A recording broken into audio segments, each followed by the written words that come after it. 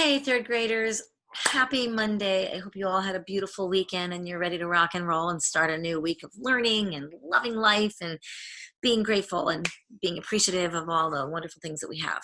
Um,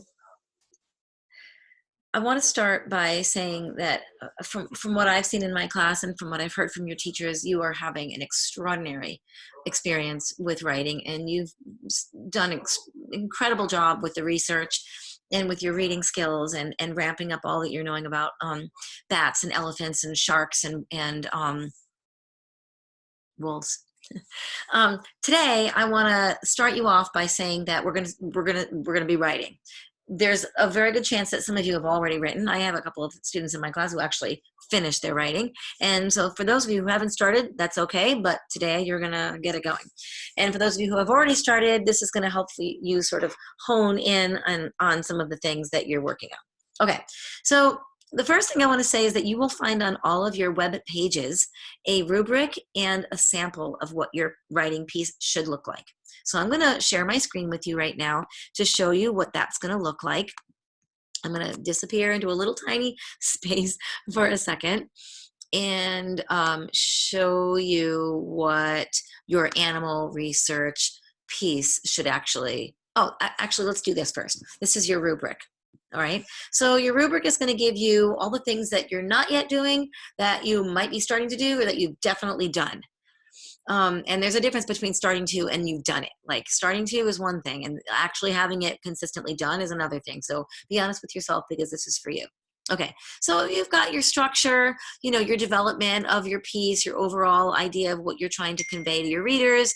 You've got how you're elaborating. You've got some really good transition sentences and phrases. And if you haven't, don't worry, I'm going to teach you about that. And you are taking note of spelling and grammar and punctuation and capitalization, the things that you as third graders, almost fourth graders, are doing beautifully. Okay, the other thing that you're going to see is a final piece on your drive. Sorry, my phone is going off. It's actually Miss Fall texting me.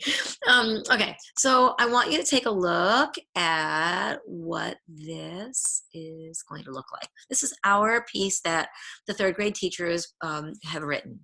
Perfect Penguins by the third grade teachers. May 2020. Let's notice that it has a title page and it's got a picture and it's got a date on it. Hopefully we'll have your name on it too.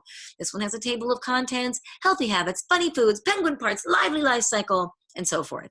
It's got your introduction, it's got some healthy habits, pictures and captions, maps, vocabulary words, subheadings, all that lovely stuff, and a lovely diagram of a penguin.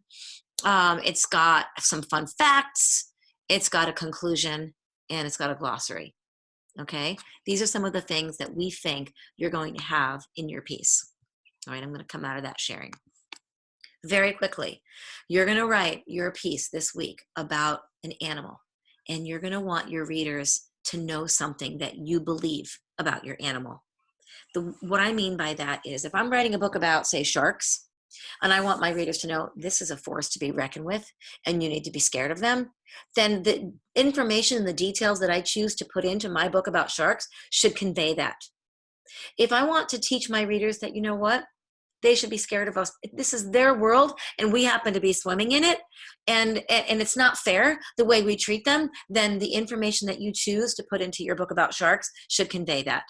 So you have to know this week, what is your goal as a reader? What are you trying to teach? As a writer, and what are you trying to teach your readers? You're going to do that through the structures that you learned last week with Miss Durson. You're going to do it with questions and answers. You're going to do it or through painting this lovely picture of your animal, or you're going to do some sequence of events. In the piece on penguins, you're going to see that we did that by painting a picture of our animal. It is not a question and answer. It does not give you a series of events. It gives you a really extraordinary picture of what this animal is like through 4 subtopics and some fun facts. All right, what we are trying to teach our readers about the penguin is that it's an extraordinary animal. It's a fascinating animal. So the details that we've included in there are pretty extraordinary and pretty fascinating. Do you understand? So when you go off and write this week, I want you to keep in mind, A, what is your rubric, and are you adhering to the things that are in your rubric? B, Does your piece sort of coincide with the mentor text that we have given you on penguins, but you're doing yours on elephants and bats and sharks and whales or wolves?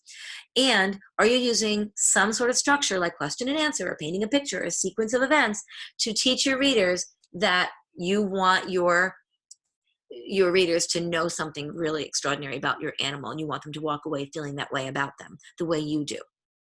Okay. um, I hope you all have a lovely day today, and I think that you should be spending a good deal of time writing because you are drafting so that by Friday you have a really solid piece of writing with 4 well-constructed subheadings and maybe even a couple of other things that I'm going to teach you along the way this week. Okay, have a great day. Bye.